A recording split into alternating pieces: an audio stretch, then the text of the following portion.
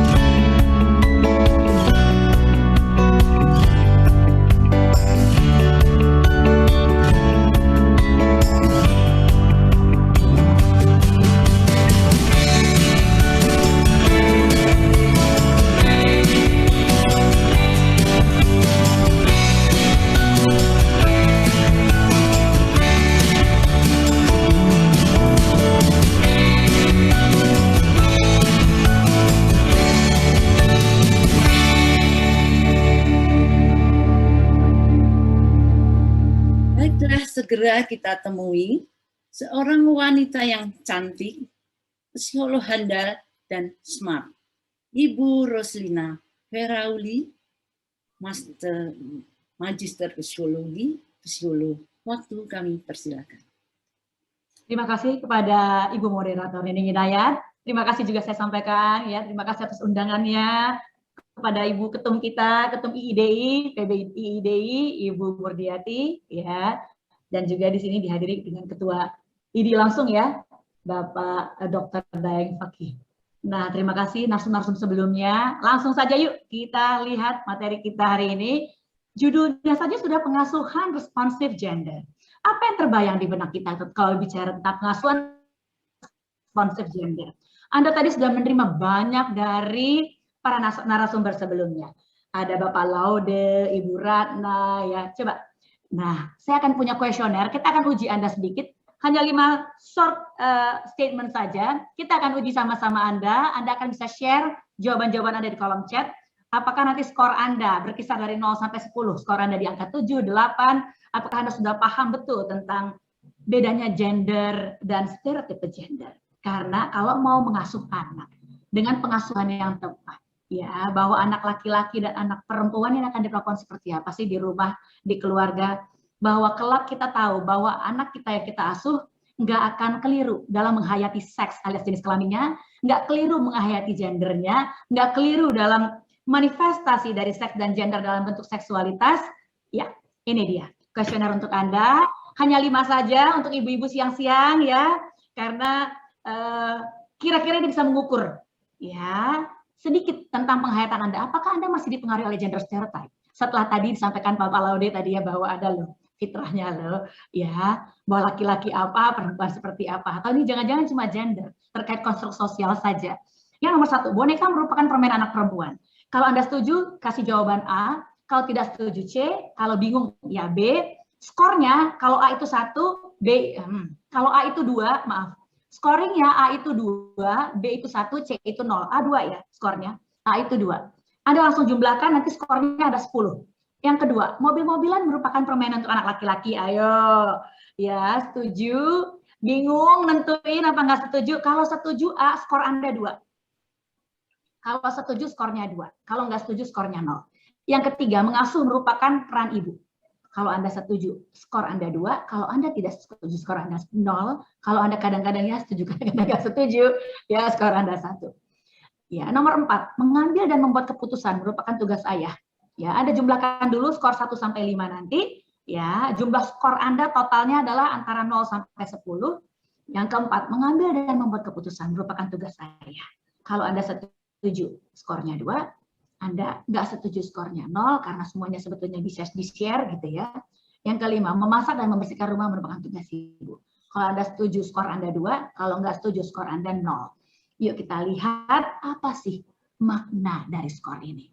Ya, ini semua materi ini bisa diminta nanti akan di-share pada Anda dari panitia, mudah-mudahan berkenan. Ya, dalam bentuk share link mungkin ya. Kita lihat, ini dia makna skor Anda. Apakah Anda masih gender stereotype? Ayo, yang skornya 7 sampai 10, selamat, Anda masih gender stereotype, padahal tadi udah ya. Coba kita lihat, skor Anda masing-masing ada berapa? Coba ya, mudah-mudahan suara saya nggak putus-putus. Ya, seandainya putus-putus nanti mesti dibantu dengan slideshow dari saya. Oke, ada yang skornya 4. Oke, jadi masih antara bingung nih memutuskan apakah ini gender stereotype bukan. Ini peran gender yang laki-laki atau perempuan ya. Nah, total skor ada yang 2. Waduh, kalau 2 selamat ya, Anda sebetulnya sudah hampir selesai dengan semua materi hari ini. Anda nggak lagi terpengaruh oleh gender stereotype. Kalau skornya di bawah, ya 3 ke bawah, Anda selamat. Anda sudah hampir merampungkan materi hari ini.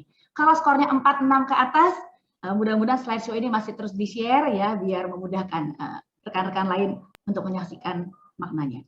Oke, skor 4 sampai 6, Anda masih kebingungan tentang peran gender.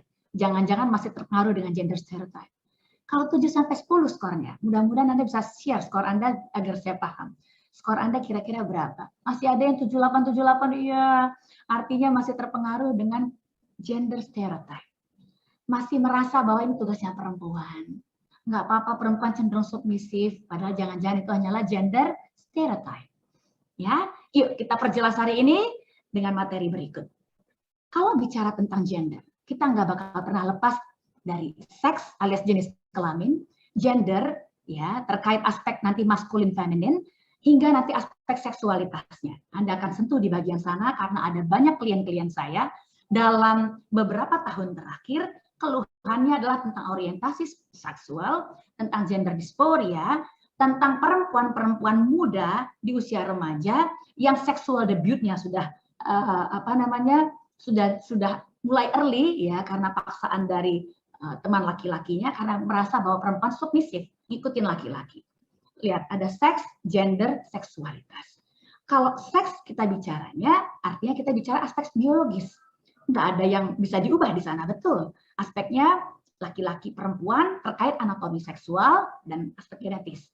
Kalau gender kita bicaranya, inilah yang kita bahas tentang maskulin, feminin. Makanya, ya, kalau perempuan diharapkan nanti gender yang dia hayati adalah feminin, bahwa ya pakai bajunya panjang, rambutnya ditutupin hijab atau rambutnya panjang tergerai misalnya kan ya. Kalau laki-laki yang maskulin diharapkan lebih kuat, ya, kemudian laki-lakinya lebih aktif. Nah, itu adalah harapan tentang gender. Nah, gender tadi terkait dengan harapan sosial sebetulnya. Jadi konstruknya konstruk sosial. Dibentuknya oleh siapa? Harapan dari society atau budaya di mana kita tinggal. Jadi nanti tiap daerah bisa beda. Ya, ada maskulin, ada feminin. Nah, perempuan diharapkan feminin, laki-laki diharapkan maskulin. Problemnya adalah ketika nanti laki-laki kok mendadak lebih feminin. Kapan dia belajar kayak gini ya? Perempuan tapi kok maskulin.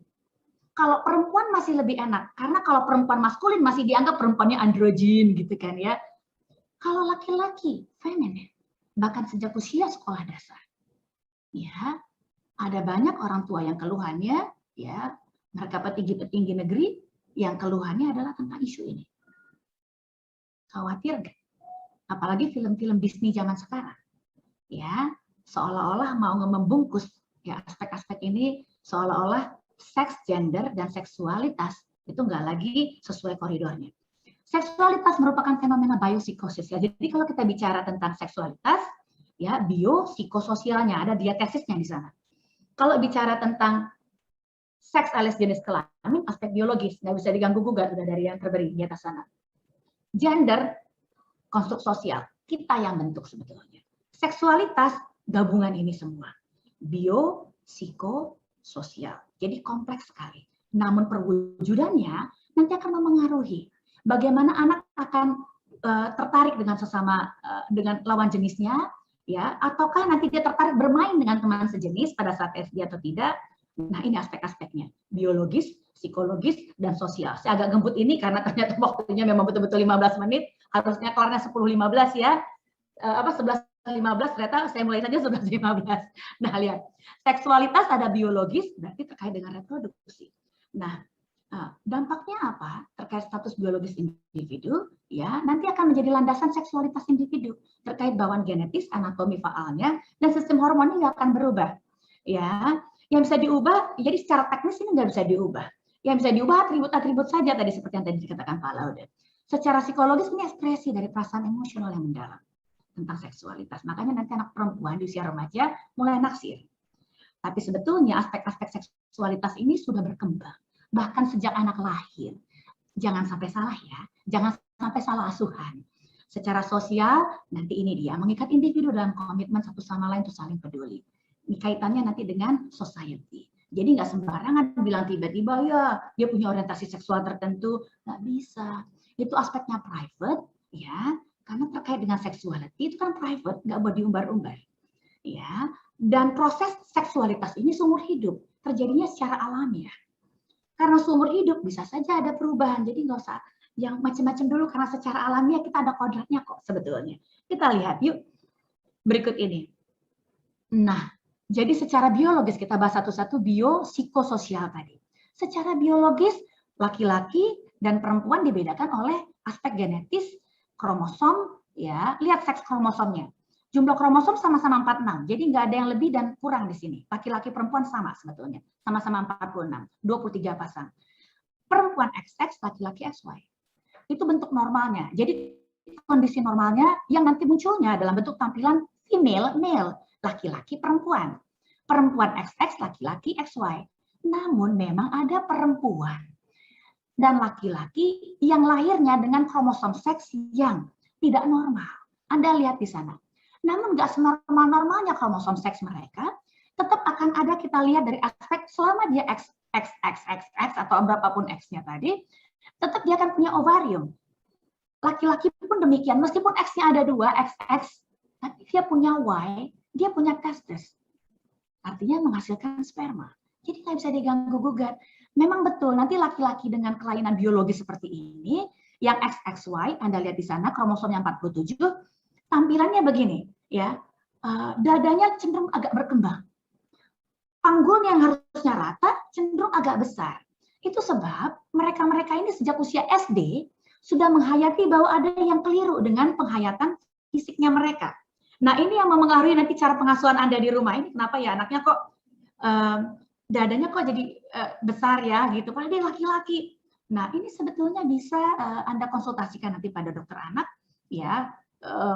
Saya suka sekali mengkonsulkan pada dokter Arman sih biasanya ya, dokter Arman Pulungan, dokter Arman Pulungan, beliau di RSPI sama-sama dengan saya, jadi banyak pasien-pasien yang memang dari awal secara biologis ada problem nggak?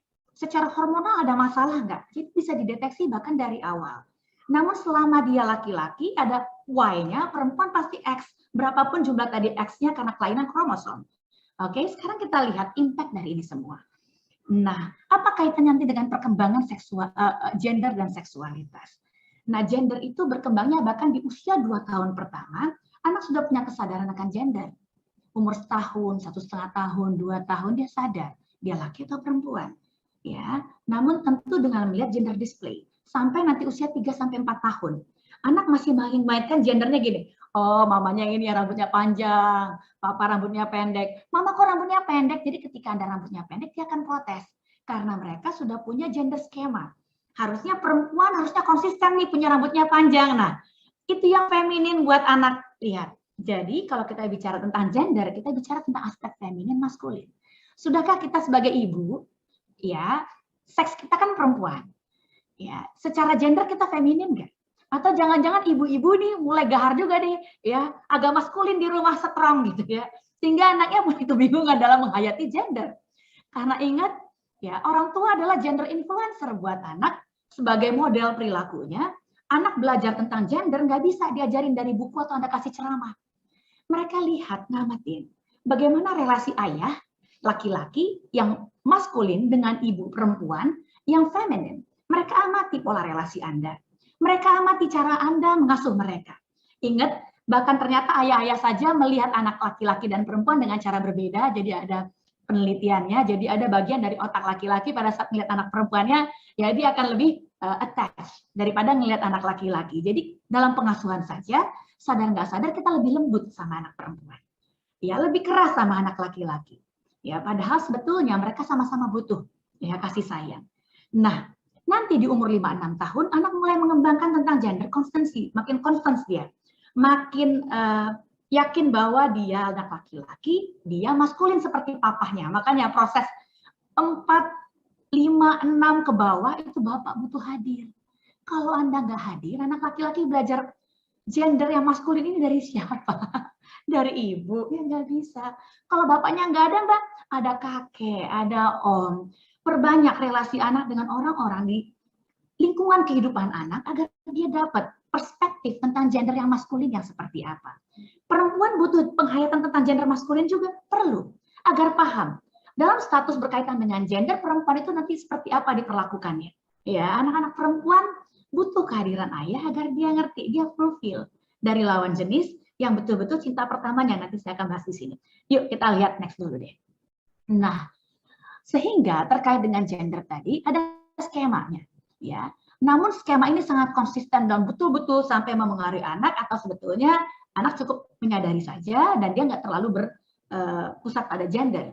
Anak yang terlalu berpusat pada gender skematik, ya. Begitu misalnya anak laki-laki melihat ada boneka, maka dia akan bilang, ya, kalau dia gender skematik yang sangat konsisten, dia akan lihat, I'm a boy, saya laki-laki, jadi seharusnya saya nggak main dengan boneka. Dia hindari bonekanya.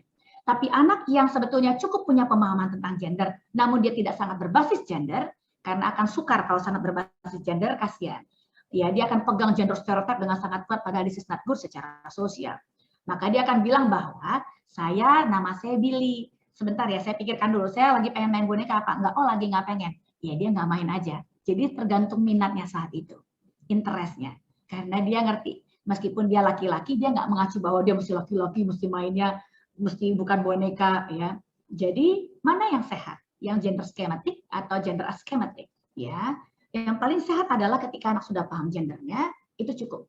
Nggak perlu gender skema yang sangat konsisten, diulangin terus, karena nanti akan teruji. Terujinya di mana? Yuk kita lihat. Anda akan lihat di sini ya. Kita jangan bahas gender dysphoria dulu, kita langsung lewatkan dulu terujinya di mana. Nah, yuk kita langsung lewatkan saja. Ternyata aspek yang paling berperan dalam perkembangan seks, gender, seksualitas adalah di peran orang tua. Karena tadi, aspek seksualitas itu melibatkan psikoseksual dalam bentuk aspek-aspek emosional, mental, dan seksuality yang memengaruhi penghayatan tentang seks, gender, dan seksualitas. Anak butuh punya perasaan dicintai dan dihargai agar nanti dia punya healthy sexual decision. Dia bisa ambil putusan seksual yang tepat. Kapan seksual debut pertamanya dia akan lakukan? Apa itu seksual debut? Aktivitas seks pertama. Kita sering menduga anak kita nggak ngerti apa-apa. Kenyataannya, saya pernah ikut riset, jadi tahun 2007 kalau nggak salah, kita keliling-keliling sejumlah sekolah, SMP, ya, di mana seringkali dinasihatkan, Bu, jangan dalam-dalam banget ya omongan seksualnya. Ternyata dari riset yang dikumpulkan pada saat itu, bahkan anak-anak SMP sudah ngerti loh, pertanyaan-pertanyaan sudah sangat aktif secara seksual dengan pacar-pacarnya, dan pertanyaan mereka secara terbuka sudah mampu membahas tentang, waktu itu saya dengan teman saya, Dr. Boy, ya, Dr. Boy Abidin, saya sebagai psikolognya. Nah, pertanyaan mereka adalah coitus interruptus. Kebayang nggak anak SMP menanyakan itu? Jadi sebetulnya mereka sudah paham banyak, namun mereka nggak mampu ambil keputusan yang sehat karena penghayatan seks, gender, seksualitas ini tadi nggak berkembang dengan baik. Itulah peran orang tua bermain di sini. Kita mulai dari 0-2 tahun dulu, oke? Sejak 0-2 tahun, Mbak, yes. Bahkan di usia 0 tahun ya, hingga 2 tahun, sebetulnya sudah ada perkembangan psikoseksual. perkembangan psikoseksualnya seperti apa ya? Kalau pada bayi ya masih di cutaneous zone ya, di erogenous zone. Jadi erogenous zone itu adalah ya area yang merupakan area sensitif bagi bayi, ya itu area kulit. Maka itu sebab bayi butuh sentuhan yang banyak di 2 tahun pertama dari ayah dan ibu, bukan dari ibu saja atau dari ayah saja. Why? Agar dia fulfill. Dia ngerasa bahwa dia dicintai, dia cukup disayangi. Sentuhan sayang Anda penting, karena nanti di 3-5 tahun ada dampaknya. Kita lihat lagi berikutnya boleh? Yuk, saya percepat karena waktunya singkat.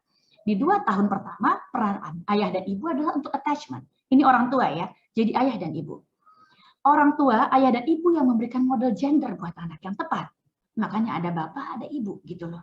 Saya nggak setuju tuh, ada anak adopsi yang diangkat oleh misalnya 2 orang tua yang sama-sama laki-laki atau perempuan.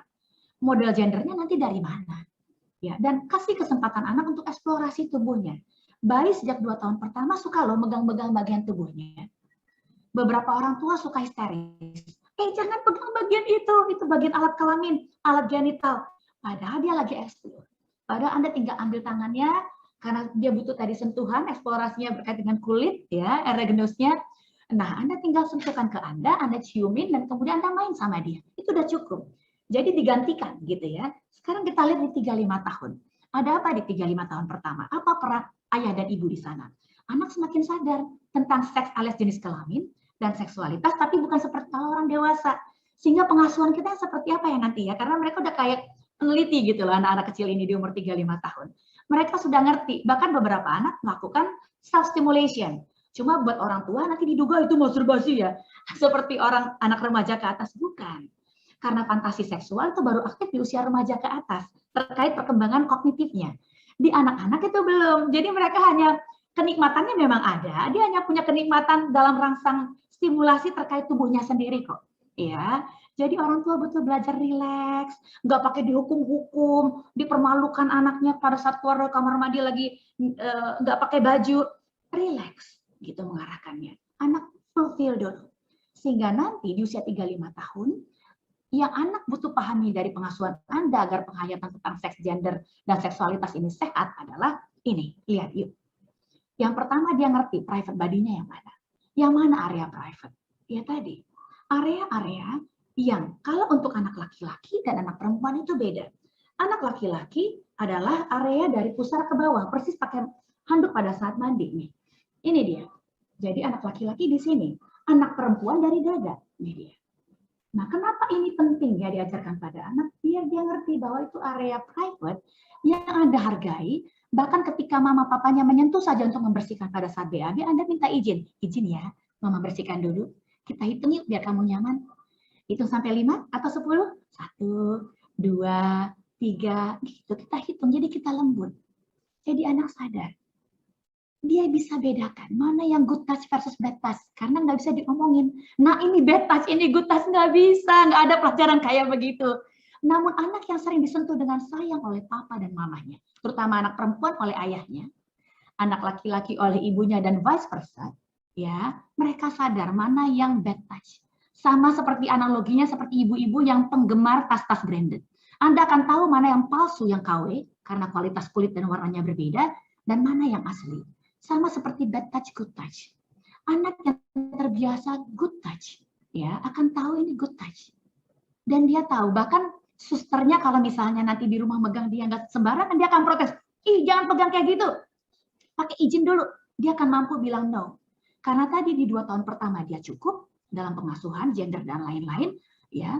Dan di 3-5 tahun, Anda menghargai private area-nya. Ini penting. Anda nggak hargai sekarang, besok pada saat dia remaja, dia nggak mampu hargai dirinya. Pada saat dia menikah, dia gagal menghargai dirinya.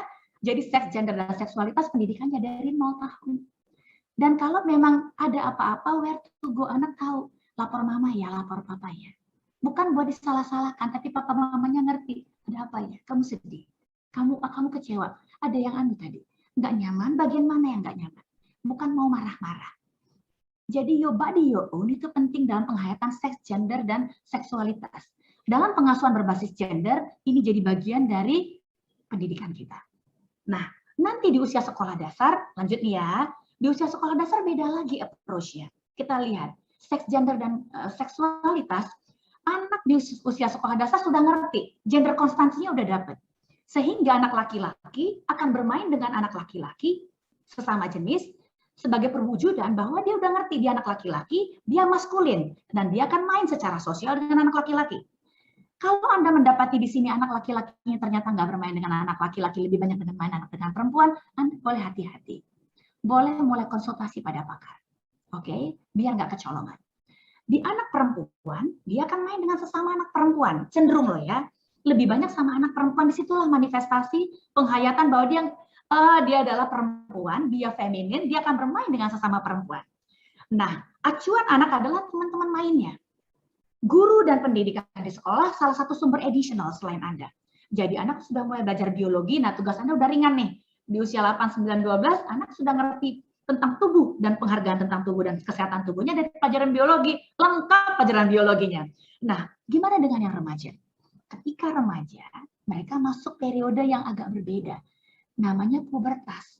Perkembangannya memang ditandai dengan kemampuan tubuh bereproduksi. Secara kognitif, fantasi seksualnya aktif, tubuhnya siap bereproduksi, senggol langsung arouse kan? Gitu maksud saya. Nah, usianya kita butuh paham, karena nanti terkait dengan azas hukum soalnya. Usia 12 tahun, 14 tahun, jadi 12 tahun buat perempuan, laki-laki 14 tahun ya. Nah, apa yang paling penting di remaja? Saya percepat saja dari tadi bahasannya, dalam konteks fisik secara seksual, remaja dianggap matang. Namun sebetulnya secara kemampuan berpikir dia belum seperti orang dewasa. Ya, organ reproduksinya belum matang seperti orang dewasa, namun sudah ready gitu ya. Sudah mampu bereproduksi, lihat. Jadi apa peran orang tua? Kita bangun komunikasinya very open. Sayangnya pola orang tua terhadap anak remaja udah beda. Di usia 5 tahun pertama, polanya adalah hold me tight. Anak nggak mau pisah dari Anda kantor aja dia protes. Anak 12 tahun, put me down. Dia mulai main dengan teman-temannya, sebagian hidupnya sudah sama teman dan sekolah dan prestasi, bukan dengan Anda. Begitu remaja, usia 13 tahun ke atas, let me go gitu. Bye, ciao mama, ciao papa. Jadi gimana cara membangun komunikasinya? Kalau Anda tadi udah membangun dari 0, 2 sekian tahun tadi dengan baik, fulfill love-nya, anak tetap connected karena ada bonding dengan Anda dan ada attachment yang secure dan lagi trust, lagi ada rasa percayanya. Sehat penghayatan dia tentang dirinya, sehat bagaimana dia menghayati relasi Anda dengan bapaknya tentang gender, ya. Jadi nggak mudah terpengaruh bahwa gender stereotype mesti ada beda, ya laki-laki harus lebih dominan dan seterusnya. Enggak. Dominan boleh sama, tapi kepala rumah tangga laki-laki, tapi pengambilan putusan tetap bisa berdua gitu ya. Nah, lihat apa yang perlu diwaspadai di usia remaja. Ini dia. Karena kasus-kasus ini bermunculan. Orientasi seksual. Kemudian tadi the gender dysphoria. Gender dysphoria tadi adalah ketika individu tertekan secara emosional terkait penghayatan bahwa dia punya tubuh yang berbeda seharusnya.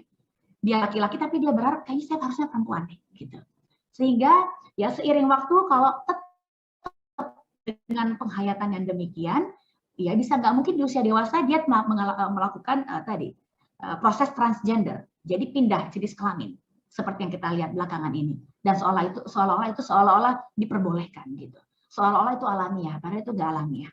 Orientasi seksual ya tentang minat tentang seksualitas, apakah pada sejenis apa lawan jenis. Ini semua nanti ada kaitannya dengan seks, gender, dan seksualitas dari awal tadi. Jadi nggak tiba-tiba orang orientasi seksualnya homoseksual gitu. Ya itu keliru. Dari awal kita trackingnya. Saya kalau punya klien kayak gini, kita tracking dari awal. Biasanya berkorelasi dengan berbagai penghayatan yang negatif. Jadi kalau anak homoseksual tadi laki-laki jadi gay, negatif terhadap ayah, negatif terhadap relasi ayah dan ibu, negatif tentang dirinya, ya, meskipun tadi aspek-aspek biologis juga punya peranan, seperti yang tadi saya gambarkan di atas. Jadi diatesisnya adalah tetap biopsikososial.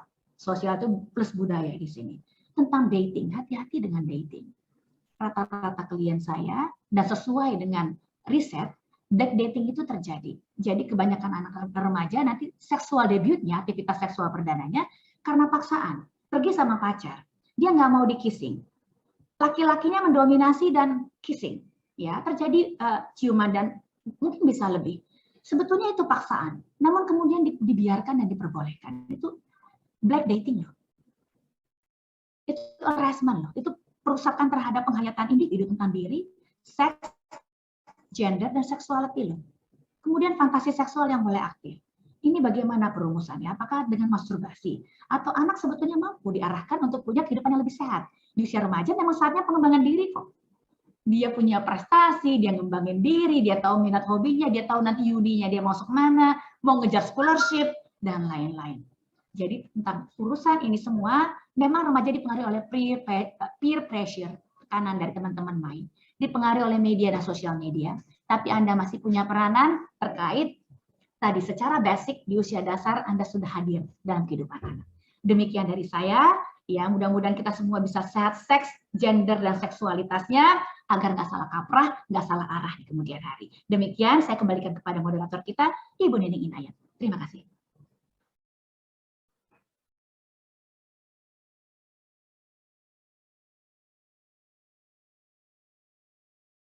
Unmute Bu Nining, unmute Bu Nining. Terima kasih Bu Roslina Ferawi, luar biasa. Mungkin bisa kita berikan aplaus untuk Ibu Roslina Ferawi. Baiklah Bapak Ibu yang saya hormati. Kedua narasumber telah memberikan paparannya mengenai pengasuhan anak responsif gender. Selanjutnya adalah sesi tanya jawab, di mana peserta dapat mengajukan pertanyaan kepada narasumber. Kali ini akan saya bacakan 3 pertanyaan terlebih dahulu untuk pertanyaan kepada Bapak Laudi. Pertanyaan pertama untuk Bapak Laudi dari Nyonya Diana Yudi, IID Cabang Kota Kediri. Pertanyaannya, kalau secara budaya seperti itu dan seorang ibu bisa menerima dengan budaya tersebut, apakah termasuk tidak gender? Karena mereka tidak masalah. Yang kedua, pertanyaan untuk Bapak Laude, dari Ibu Irma dari Cabang Kabupaten Bogor, bertanya, apabila memang responsif gender belum terrealisasi dalam masyarakat kita, sebagian masyarakat kira-kira apakah yang harus dilakukan oleh IID agar responsif gender tersebut dipahami oleh masyarakat selain penyuluhan? Yang ketiga, pertanyaan untuk Pak Laudi dari Ibu Sutarti, IID Jakarta Pusat, bertanya, sebenarnya menurut agama Islam, masalah kesetaraan gender jelas sudah dicontohkan oleh Rasulullah SAW. Jadi sebenarnya di masyarakat Indonesia, pengurus budaya ternyata sangat mengakar. Bagaimana sebaiknya pendekatan yang kita pilih untuk edukasi masyarakat tentang responsif gender ini, apakah sebaiknya dengan pendekatan agama atau pendekatan kesehatan? Pada Bapak Laudi, kami persilakan. Ya, terima kasih. Pertanyaannya bagus-bagus semua ya. Ini harus mikirnya panjang. Oke, satu, emang yang pertanyaan terakhir dulu ya, sudah dicontohkan oleh Rasulullah. Jadi semua nabi itu adalah orang-orang yang lahir di muka bumi ditunjuk oleh Allah karena kompeten mereka ya. Nabi itu adalah, Nabi Rasul itu adalah sertifikat kompeten yang langsung diberikan oleh Allah. Nah, salah satu uji kompetensinya itu adalah non-diskriminasi. Jadi hampir dipastikan semua Nabi itu responsif gender, khususnya Rasulullah. Saya beri contoh ya. Tapi Rasulullah banyak istrinya Pak. Nah, mari kita review. Biasanya laki-laki yang gagah itu cari calon istri yang paling cantik. Cantik tapi sudah tidak perawan, nggak boleh. Cantik perawan. Cantik perawan tapi udah tua, umur 40 tahun, nggak boleh. Cantik perawan masih muda. Apa yang dilakukan Rasulullah? Mengawini Aisyah. Siapa Aisyah? Aisyah adalah pernah diriwayatkan perempuan yang cantik. Enggak, biasa aja tapi nggak jelek juga ya. Kemudian Aisyah masih perawan? Enggak. Suami yang ketiga Apakah Aisyah masih muda? Enggak, selisih 25 tahun. Jadi itu salah satu bukti responsif gender. Tapi istrinya banyak. Istrinya banyak bukan dalam kerangka seksualitas ya, seperti selama ini dipahami oleh mayoritas orang Indonesia. Justru mengangkat derajat perempuan yang dikawini kan janda-janda semua. Ya kan ya? Satu-satunya yang masih perawan Aisyah istrinya. Tapi sama Rasulullah itu Aisyah itu paling jarang digauli ya. Aisyah itu kalau Rasulullah ke rumah Aisyah, sholat mulu Aisyah. Sholat tahajud terus Rasulullah. Padahal Aisyah cantik, muda, sampai Aisyah pikir ini gimana sih Rasulullah. Giliran kayak yang nenek-nenek, yang janda-janda, jarang sholat tahajudnya Rasulullah, langsung tidur.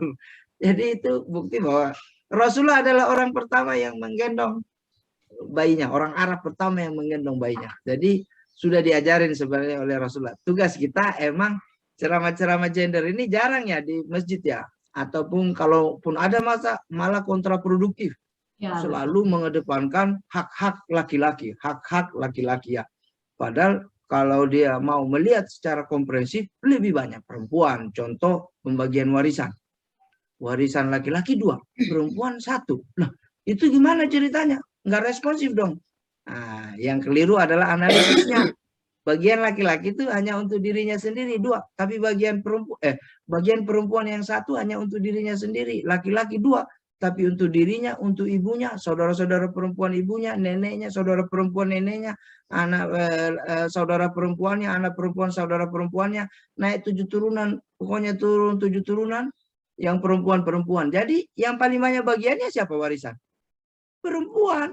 Jadi agama ya termasuk Islam ya yang saya pelajari sangat responsif gender, banyak sekali afirmatif actionnya. Ya, urusan belanja, memasak itu adalah urusan bersama ya.